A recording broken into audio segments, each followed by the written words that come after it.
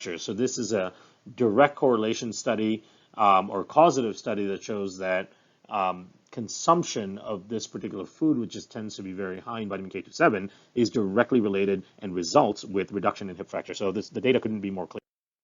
Hip fracture rates and K2 as MK7 in particular.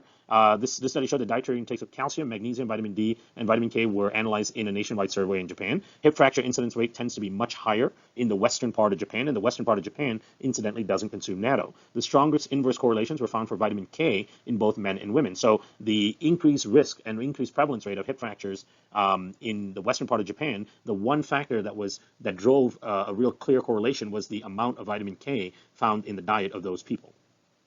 Calcium intake had weak or no association at all, so it didn't matter how much calcium people took. It did not really have any impact on the hip fracture rate.